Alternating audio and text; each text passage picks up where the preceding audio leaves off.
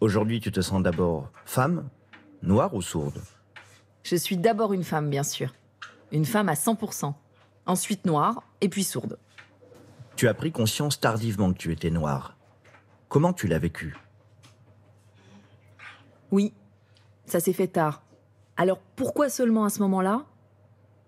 Dans ma famille, il n'y a pas eu vraiment de transmission autour de cette question. Ça n'a pas pu se faire parce qu'ils sont tous entendants et qu'ils ne signent pas, donc on communiquait à l'oral. Mais quand même, j'ai réalisé il y a peu que mon père m'a transmis des choses quand j'étais petite. Mais je n'en ai pas pris conscience tout de suite, parce que c'était à l'oral. Il me disait souvent « Fais attention à ta façon de t'exprimer, aux mots que tu utilises, pas d'insultes, ni de mots vulgaires. Habille-toi comme il faut. Ton attitude doit être irréprochable. Il ne faut pas que les Blancs aient une mauvaise image de toi. Il faut que tu sois exemplaire. » Il me répétait ça en boucle. Aujourd'hui, je comprends ce que ça voulait vraiment dire. C'était à moi de m'adapter. De m'adapter en permanence aux Blancs et finalement gommer qui j'étais. C'était comme si j'étais blanche. Je ne voyais pas les choses telles qu'elles étaient. J'avais un bandeau sur les yeux qui me masquait la réalité. Ça a été un choc et ça a provoqué une grande colère.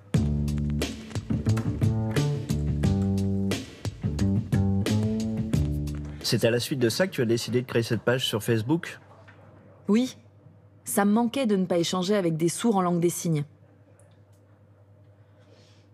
Des sourds noirs, j'en rencontrais très peu.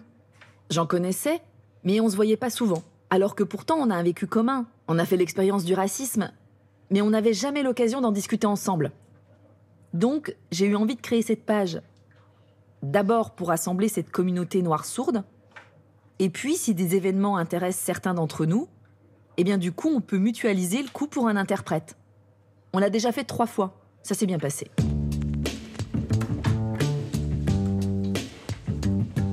J'ai grandi en ayant conscience que j'étais sourd. Mais j'ai pris conscience tardivement du racisme lié à ma couleur de peau. Et je ne suis pas le seul sourd dans ce cas. Est-ce que le fait d'appartenir à un groupe, la communauté sourde, préserve du racisme comme un refuge? Il y a une particularité dans ce que vous venez d'évoquer, c'est-à-dire le fait d'être doublement défini par une double assignation minoritaire, le fait d'être sourd et le fait d'être kanak.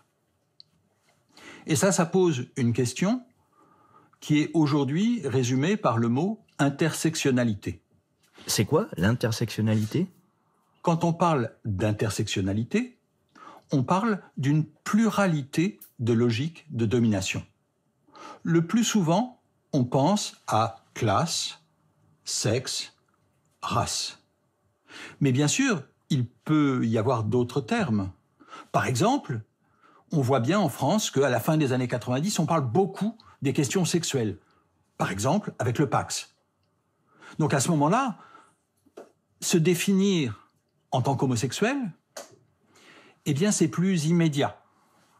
Dans les années 2000, on voit au contraire que la question raciale prend beaucoup d'importance dans le débat public.